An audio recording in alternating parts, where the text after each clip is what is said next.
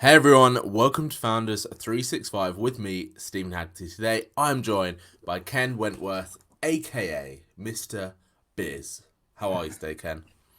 I'm doing fantastic, Stephen. How are you? I'm doing fantastic as well. I love that word fantastic, so I'm going to use it. I'm going to copy you. It's all good. Ken, listen, thank you so much for being on the show. I'm really keen to, first and foremost, just get an understanding of what you do. What does Mr. Biz Solutions offer and who you help?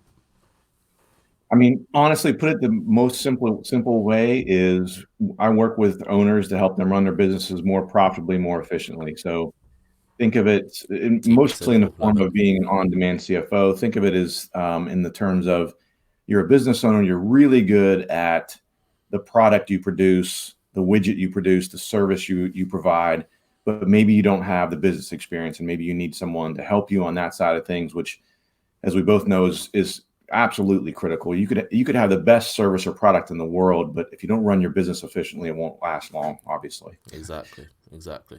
And for you, when you start working with people, when you look at the industry as a whole, what are some of the common problems that you're coming up against, as opposed to when business owners are doing their thing? Yeah, honestly, it's the three things that I found are most critical and that are prevalent, unfortunately, and that are some challenges are I've established them as I call them my three pillars of financial success. And that is cash flow, number one. Cash flow is king, as I close out all my shows saying, without cash, you don't have a business. And I think that's one of the things that folks a lot of times don't want to admit they have a problem in Mm, sometimes. And there's no shame in that because you could be a very tenured, mature business and run into cash flow problems. I mean, a lot of folks don't know this, but I mean, it's been 10 years or so ago, but Amazon ran into some cash flow challenges about 10 years or so yeah. ago. So it happens at all stages of a business's life cycle. So cash flow, number one. Number two, Stephen, I'm going to say the B word, budgeting. Do it. Budgeting. Oh, no, no. In that, when I work with a business, if they're not willing to to do a budget and work with a budget, that's a deal breaker for me. That's Hmm. how critically important it is. I can't think of a business that I've worked with that we've created a budget, and in the first year we've had that budget, they haven't had some sort of record-breaking year because it gives you accountability. And I think Yeah, budgeting gets a massively. bad, the B word gets a bad word, gets a bad name, I should say, in that I think a lot of people think of it synonymously with dieting, right? Okay. Budgeting is like a diet, Yeah, and, that and makes sense. it couldn't be further from the truth. Just like on a diet, you could be, most people aren't, but you could be have a diet where you're trying to gain weight. Hmm. Likewise with a budget, if you're in growth mode, it doesn't mean that the equivalent of a diet that you have to drink water and eat lettuce every day, right? You're reinvesting profits and The you're cabbage spending soup money to diet. try to seize market share, things like that. So Mm, critically important. And then the last piece of the three pillars is pricing. And that one is obviously critical. And by pricing, I don't mean, oh, let's just increase all your prices by 20% and we're great. Um, a lot of businesses have, almost every business I ever worked with has what I call the silent business killer. And those are products or services that you provide for folks that are actually losing money. hmm. And I call it the silent business killer, Stephen, because most owners, when I breach this subject with them, they go, Ken, why would I have a product or service that I'm losing money? Why would I do that? That's why it's silent. You have it, you just don't know it. Yeah. And unfortunately, most businesses have at least one of those. And sometimes, and I'm sure you've run into this as well, Stephen, it's the product that has that they have the highest volume in, Mm. which is why a lot of times businesses end up reaching out to me because they say, gosh, we're selling like crazy. Sales are up, but we're But we're having not making problems any making money. payroll. And yeah, it's crazy. So those three things I see at varying levels and obviously different in different industries, but Yeah. are very, very important. And I see challenges in most businesses I work with. For you, when you first started getting into this line of work, why is it so important for you to do this? Why is it that you wake up every day, just for you mentioned that you wake up about 5 o'clock every day and you turn up and you help your clients. Why is it important to you? It sounds very cliched, but I want to make a difference. I worked for 20 plus years at a Fortune 15 company. Had a great career there. I reached a point where I just knew that I could be contributing more. I could be helping more people. And I knew that it wasn't going to happen there. I had no idea that what I do now was a thing. And I just said, I'm going to leave. I resigned without even knowing what I was going to do next. But that's what gets me up. I mean, I just had, just real quick, and this is going to seem like a humble brag, and I don't mean it that way. I am very excited about this, by the way. But yesterday, I was reviewing with two of my clients results that we have year to date through the end of July. And when I say making a difference, I'm talking about, a lot of these businesses are family owned. And so if that business suffers, the family suffers, right? Not only from financial perspective, but also from time. Now, all of a sudden, mom or dad or both can't make it to the practices and the games and whatnot. But two clients, and it's funny because they're kind of contrasting. One is a business that's been in existence for 19 years. So you can teach an old dog new tricks. But through July, right, despite the pandemic, despite this particular business, which is a service-based business, being shelved for basically 7 weeks out of the year through 7 months, right? Revenue this year compared to last year is up 14%. Now you say, oh, that's not the greatest. 14%, that's pretty good, but that's not the greatest. Now keep in mind, with the pandemic, most businesses are down year over year, right? Yeah. More importantly, because of the fiscal responsibility and controls we've put in place, net income is up 299%. Wow. We have 3x'd our profits from 19 to 20, despite the pandemic. Absolutely insane. Yeah. And so the other business that's 4 years in existence, revenue's up 39%.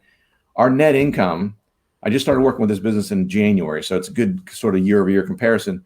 Our net income is up 799%. So we 8x'd our profits so far.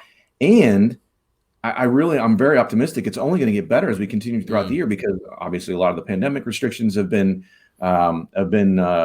relaxed a bit, as well as some of the things that we've put in place, we haven't had in place but for a few months. So we're going to have the rest of the year as runway to continue to have that. And that particular business, the pricing piece of it really came into effect, Stephen. And it's a great illustration of what I mentioned earlier, in that their gross margin last year, and I don't get too far in the weeds on the financials here, but their gross margin, which is your sales minus your costs of goods sold, the cost it takes to produce those widgets or service. Last year, his gross margin was at 48%. This year so far, we're at 69%. So we've improved by greater than 40%. And that is all to do with pricing. And it wasn't just increasing prices. It was, creating some fiscal responsibility, et cetera, et cetera. But I tell you, I was so excited yesterday to go over those results, and so excited because I know that what we're doing is having an impact and making a difference, especially with seeing. And it's great when you can see it in such a tangible way. Right. And so many businesses are closing their doors or having significant financial problems. And to be able to produce results like this, oh my gosh, it's hard to put into words. How do you deal with it when perhaps, someone reaches out to you and you can see the problem light as day, as often we can because we're an external party, but they are just blindsided, they're so into that tunnel of whatever that tunnel is for them, that perhaps they can't accept the help at first, but that accepting help would really make a difference. How do you overcome that? Yeah, that's a challenge for sure. It's very important for me when I work with folks to recognize and determine if they are ready to make changes. So they've taken the first step likely by just reaching out and saying, hey, I think I might need some help. But it's important for me because obviously it doesn't matter how great of ideas I come up with or changes or anything. If they don't enact any of them, we won't get any results. And what that'll lead to is a lose-lose, right? I'm going to be super frustrated because I'm going to see, as you mentioned, the potential there and the changes that we need to make. The owner is going to be frustrated because they're going to say, we're paying Ken and we're not getting anything out of it. You're just not implementing anything. So you're not seeing any, as we favorite word, implementation. Absolutely. Gary Vaynerchuk, Gary V, and a lot of people, entrepreneurs follow him. And one of the favorite things that he talks about that I like is, he said, ideas are crap. It's all about execution. A lot of people have great ideas, but if you don't execute them, it means absolutely nothing. You have to be able to execute. The thing is I completely agree with that. But the one thing I don't agree with is execution without direction. I think we get into the danger zone of just going off and doing anything and hoping for the best. Whereas, like you just said with your 3 pillars, at least you're allowing people to implement and execute in the right direction with some sort of backing behind them in terms of the plan, the strategy, the timeline as well. Because I feel a lot of people who come into business growth, or they want business growth, want it tomorrow, right? This isn't a tomorrow thing. This is a long-term 6-12 month plus transition in a business to get that business growth that we see. What is the downside to what you do? Because me and you do very similar work. What do you think is the downside to what we do when we go into a business and perhaps is unexpected along our work? I'd probably say the biggest downside, I would say, is alludes to the question you just asked, is when I work with, and it's only happened a couple of times, but when I work with an owner who, for lack of a better term, I call it faking the funk. I love that. They're basically talking the talk, not walking the walk. So they want the help, and they say they want the help, but they're not implementing anything. They're not taking any action. They're not giving it. So, I tell folks right up front is, if you're going to hire me and work with me, we need to be ready for some action, because what you're doing right now isn't working as well as you want it to. And that's why you've called me. So we need to be able to take action. Shelf developers. Yeah. That's a good way of putting it. Yeah, absolutely. They want the world, but they aren't willing to step out their comfort zone to get it. Yep. And I guess the comfort zone is quite an interesting theory in terms of business as well, because you mentioned the family businesses, and I know for a fact that often with family businesses there's a huge amount of friction when the next generation takes over, or the next generation starts to come in. And especially now, you've got so many different ways to market a business, so many different ways to reach customers. Have you ever come up across those real resentments? And if you have, how did you sort of communicate with that family run business side in an efficient way to get to what they want? Yeah, I actually had a client that it's a third generation business. In the first generation had run it to a certain point. The second generation had really exploded the business. The third generation was taking over. The problem was there were 2 brothers in that third generation, and each of them wanted to lead the business. And then, being completely frank about it, one of them was grossly underqualified, had no business even, trying. The other one had a lot of potential and could really do a lot of things, because the second brother had been in the business since he was a teenager. Got you. The third brother had gone off, done his thing, not been successful, and came back basically under mommy and daddy's wing, to be, again, very blunt. But, and so it created a unique family dynamic in regards to, having to, again, for me, not fake the funk to that owner to say, one of your sons is really not cut out for this. I had that situation with another business to where I traveled down here in the States. I'm in Ohio, and I traveled down to North Carolina. Actually drove it. It's about an 8-hour drive, and went down there and had this client for over a year. And I get down there, and we have our initial meeting. I was down there for several days, and he said, I want you to spend some time tomorrow with Christine, his daughter. So I spend almost the entire day with Christine, going over the business, going over all these sorts of things, right? The things she's working on, getting to know her a little bit better personally. The next day, I had a meeting with the owner and his wife. And his wife is involved in business as well. We sit down, everything's jovial, everything's great. And he gets up and he closes the door and he says, all right, Ken, I want Christine to take over the business. Tell me if that's a good decision or not. And you just thought, And Christine was not, again, she had a lot of potential, but where she was at that stage of her development, I wouldn't let her take over my business if I were him. And so it's a unique thing to tell parents that their offspring is not, it's not suitable for that at this point in time. So, but again, I'm a truth teller. So you don't ask questions you don't want to answer to, right, Stephen? So exactly. No, I'm 100% behind that. It's I think the truth is one of those things that again, kind of comes back to that comfort zone area where people often surround themselves with people that, well, obviously like yes people. They're always Yep. going to tell them, yep, it's a great idea. Yep, we should be doing this. And I maybe in family, that's even more so family-run businesses, because I guess the next generation sees that they want that business, so they want it to succeed, so they don't want any turmoil or turbulence. But obviously the big danger of surrounding yourself with yeses is that you're going to get lost. You're going to get lost in the way. You're going to get lost going down paths that you shouldn't have to. In terms of your business then, for you, what have been some of the hurdles that you've had to personally overcome? Obviously, you quit your job, you set this up, you weren't really sure that this was even a thing when you set out, which I love. So over the years, how have you overcome some of those hurdles to make sure that you're still around today, that you're still growing? And again, sort of like walking the walk and talking the talk for yourself.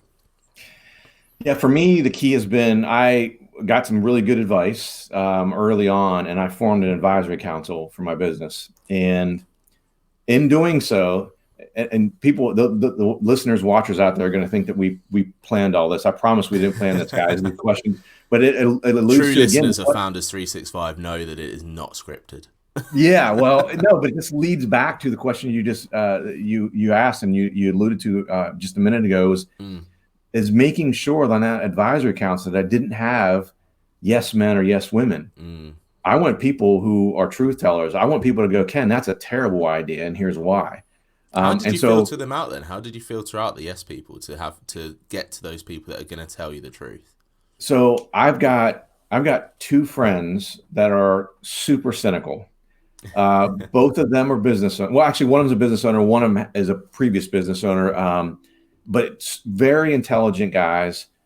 But they're, gosh, well, I'm not going to say their name, so it doesn't matter. If they watch this, they'll laugh because they know it's the truth. They're the type of people that honestly are not just cynical, but they're kind of negative in nature. And that you could get up and say, "Oh my gosh, it's such a sunny day." Yep, but it's supposed to rain later. Like, holy crap! Like, and so I wanted those types of people, though, more so of that I know were intelligent and aren't going to just be negative and just to be negative, but to say if they didn't believe in something, to say it and say why, and they're intelligent enough to know why. And so for me, that was very critical because I think it helped me, avoid some of those inevitable bumps in the road as you're growing a business. And I also reached out to someone, and I'm a firm believer in this. I found some folks, I connected with some folks on LinkedIn that do what I do, but aren't competitors of mine. They're located far away from me, et cetera. Yeah. And said, "Hey, can I pick your brain?" Found a couple people who had been in business for 15 plus years doing what I do, and got a ton of advice for them. And I was, again, very helpful. And I think expedited me along the path to prosperity, as opposed to, having to dodge some of those on my own. Yeah, definitely. For you, how do you keep yourself fresh then? How do you keep yourself on the ball, making sure that you're always focusing on what's happening next? Because the world moves at a ridiculous rate. I mean, this 2020 is a classic example of we have no idea what's going to happen in the world. We can plan and predict as much as we want, but there's always going to be an element of unknown. So how do you make sure that your business is here for the long haul? Let's put it that way. Well, that's an easy one, actually. I tell people this all the time. I am strategic to a fault. and let me explain that. So I am just, and I know it's odd, but I am always thinking ahead, and not just 10 minutes from now or what I'm going to have for lunch or whatever. I'm thinking 2, 5, 10 years out. And I say to a fault because as I'm thinking of those things strategically and making sure that decisions that are made today are congruent with those future goals, I trip over the curb that's right in front of me because I'm thinking ahead so far. It's funny, my wife, she's a nurse, non-business person whatsoever, and she mentions it all the time. I will be somewhere, and I'll say, why are they doing that? Because as they increase their volume, it's going to cause this problem and this problem. And she'll just look at me and she'll say, "Does your brain hurt? Like, does it hurt your brain?" Because literally, be on holiday, right? But it's just the way I'm wired. No matter where I'm at, I'm always thinking in that regard, in everything in life, frankly. So That one's an easy for me. I'm always really trying to stay out in front of things as best you can. As you mentioned, it's hard to predict things, but trying to make sure that, especially for another firm belief I have, and I instill in my clients, is that any external risk you have, any risk you have that you can't control, you got to make sure you at least have a plan B, if not a plan B and a plan C. The things you can control, you can bob and weave and with things. But if there's something that you can't control, things like we had a tropical storm actually turned into a hurricane in the U.S. About, I don't know, 3 weeks ago. And so, for example, it hit the state of Florida. Well, if you have a supplier that's in Florida and they lose their warehouse, how does that impede their ability to provide you with maybe the raw materials you need? Yeah. So your customers don't care. I mean, not to be, not that they don't have empathy, but they're not thinking about that when they place orders or anything like that. They're not thinking, I wonder how this company's suppliers are getting on, or their suppliers, and all that kind of stuff. Yeah. So having those plan Bs and or Cs, depending how critical it is for your business, and having those redundancies. So what I mean by that is, again, that example, if your number one supplier is based in Florida and you say, oh, well, geez, I better get a second supplier because in case something bad happens in Florida, and your second supplier is in Florida, you haven't really done much, right? You haven't really fixed the problem. How do you balance that, though? How do you balance preparation of having a plan B and a C versus real world events of things getting closed, things happening, whatever the world, reality happening? How do you balance to make sure that you're still moving forward and not getting in that? Because I think when things go wrong, and I've come across this a lot with some people, when they are in that mindset of having a firm plan or having a B plan and a C plan, when things go wrong in the moment, they have a huge sense of overwhelm because nothing now fits into those plans. So how do we cope with that side when things in the moment go wrong? So I think it depends. So I think the things that are outside of your control, I handle differently than the things that are inside your control. And I should clarify as well, for specific goals you have for yourself, I don't want you to have a plan B.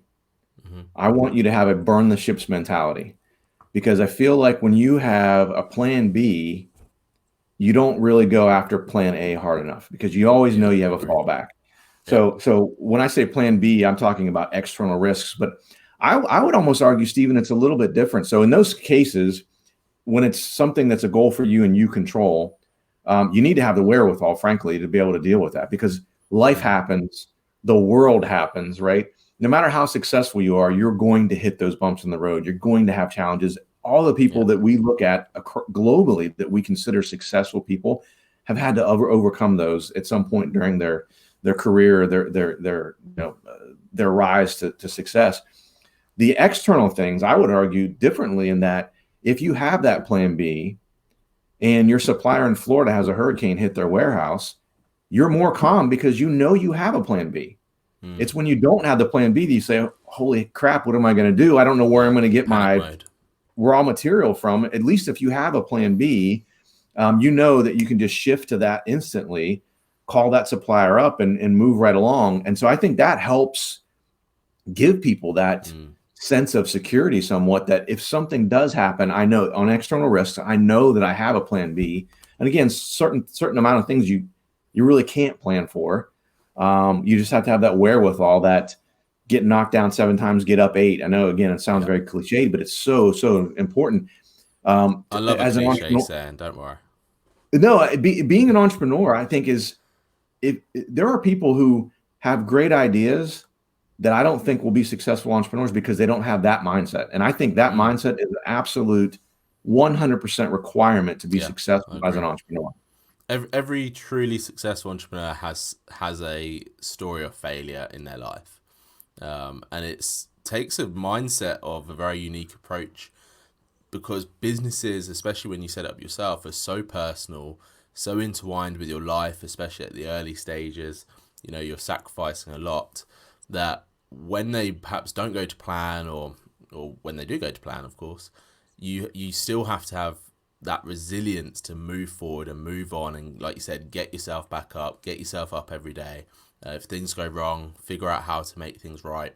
And I do completely agree that it is a very unique mindset of entrepreneurs, business owners, that quite frankly, not a lot of people could handle. This is where you see, I guess, just coming into my head literally right now, Gordon Ramsay's kitchen nightmares. How many stories do you hear when they're like, oh yeah, I've never had a restaurant before, and they're not handling the change, and they're not looking for solutions. They're so fixated on the problems of, oh, it was great 3 years ago and now it's not. It's like a true entrepreneur is thinking, how can we make this great today? How can we continue to make it great? How can we make it better? Which is such a key point you bring up. So thank you for that. Ken, listen, one of my final questions for you is, what's coming up for you then? What have you implemented into your business over the last couple of months that we're going to be seeing sort of on the public side later this year, if anything? Two things. So I'm working on my third book. That will be more so. My first two books were very business in nature, How to Be a Cash Flow Pro and Pathway to Profits, tactical and strategic business specific things.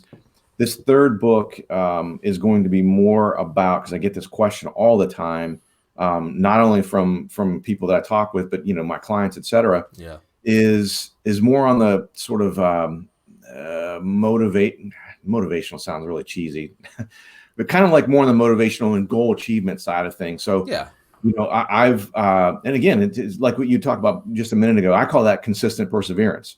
Having that consistent perseverance is just so critical. And I get those questions all the time. So I'm in the process of writing a book about that, because I've been able to use that, even in my athletic career, to again, humble brag, actually maybe not so humble, but I've broken 6 world records athletically. And so taking the approach that I've used there, and that I also use in my business, and frankly, I use in my personal life as well, that's what the book is going to be about, is how a simple method, 4-step method on how people can apply this to their life, their career, their business, all of that to achieve goals. Because one of the things I'm a firm believer in is that we barely scratch the surface of what our actual potential is. We set these arbitrary limits on ourselves that in almost all cases are just not even close to what we're actually capable of doing. And so hopefully this book is going to help people realize that, start setting those higher goals and realizing that they're realistic, not thinking like, oh, geez, he told me to set this goal. It's completely unrealistic. I'll never achieve it. I mean, obviously you're not going to be very successful doing it that way either. But that, and then developing, I've got an online course that I've developed that I've going to start marketing and things like that to give it another avenue that folks can connect with me, and hopefully I can reach and help them. No, fantastic. Listen, Ken, I have no doubt that book is going to be an excellent book, and I hope that you will send me a copy so that I can get my hands on it and check it out when you release it. But my final question is how can people find more about you? How can people find some videos and more information? Yeah, definitely social media. I mean, honestly, if you search for Mr. Biz, you'll find me. But I've got a YouTube channel. I don't know, over 100 videos on there. Most of the videos are 4 to 6 minutes. I take requests, as they say, like a DJ. So if there's a topic that you'd like me to cover, I'll cover it and give you a shout out to make sure you see it.